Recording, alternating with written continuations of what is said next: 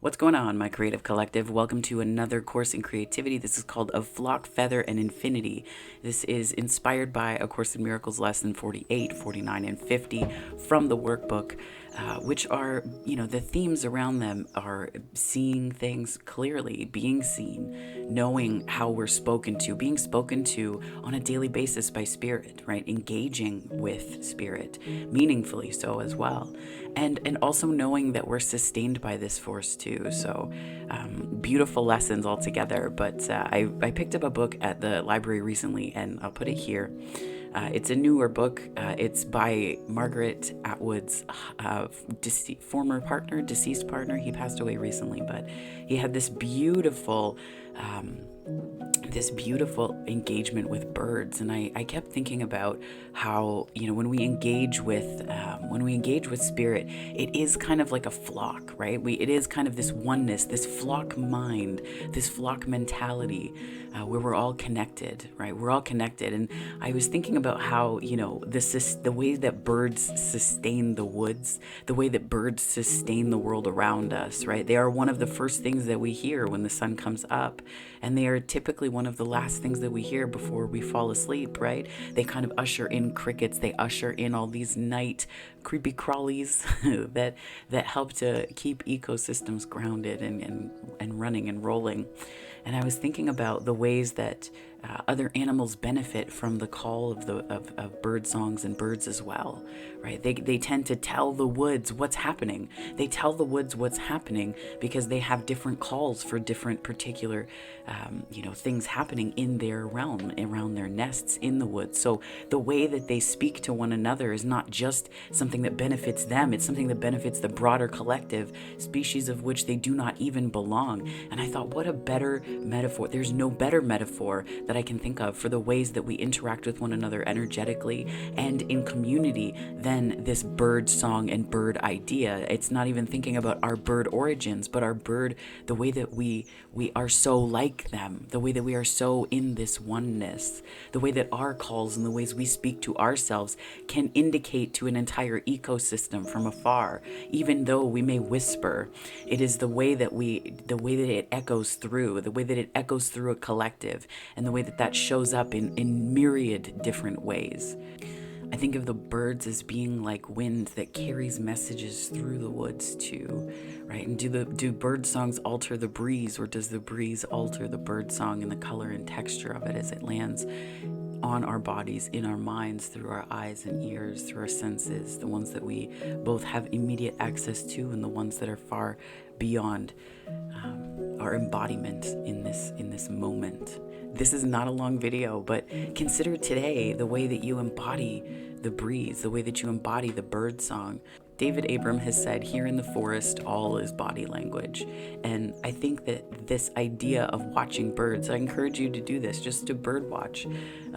It seems counterintuitive because it's not really doing much, but it's just listening. It's listening with your whole body, listening to it's the language of the body.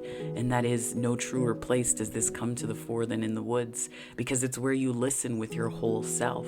It's where you are with your whole self. Take out headphones, take off headphones, and be inclined to just listen to the sounds of the sentience around you, communicating more than what is going on at first blush. Because we see trees, we take in things with the first sense that comes to mind. For some others, sight is not that.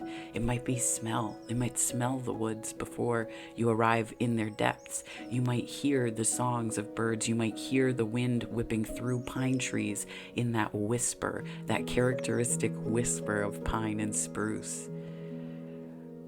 But be embodied there. I encourage you, there's no creative spark for this, but just to go and spend time in that wood.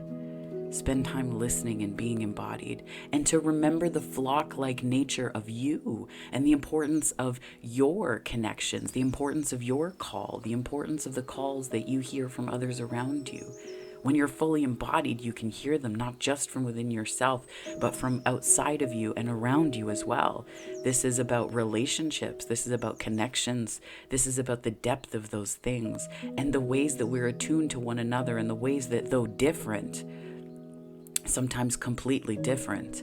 The calls that we hear from others also shape the depths of our experience too. We are responsive to the calls of others, be they directly to us or in some kind of symphony or cacophony, depending on which way you choose to see it. We are always responding. We're always responding. But are we embodied enough to do that in an intentional way, because we are in the thickness of the present moment with these birds, with the environment around us? So this is just a reminder to come back to your body, come back to yourself, come back to the present moment, and spend some time there just listening. Spend time there listening, not just to the noise within us, not just to quiet yourself, not just to arrive back at the present moment. Not just to do that, but to remember what it feels like to be sustained by it, to remember what it feels like to be supported in it and seen in it, because that's a call that your heart sends out energetically to the world around you, and the world around you responds, whether you believe so or not, right? It does respond. That is your Course in Creativity lesson for the day, my friends. Feather, flock, and infinity. So may your wingspan today be broad. May your breath be deep, and may you remember what it feels like to soar today, my lovelies. If this resonated, please like and subscribe. I'd love to have you on the channel if you're not here already. If you are joining me from my subscriber base, thank you so much for watching. I really appreciate it, and you. And I hope that wherever this finds you on the time-space continuum, morning, afternoon, or night, that it finds you very, very well, my friends. Take care.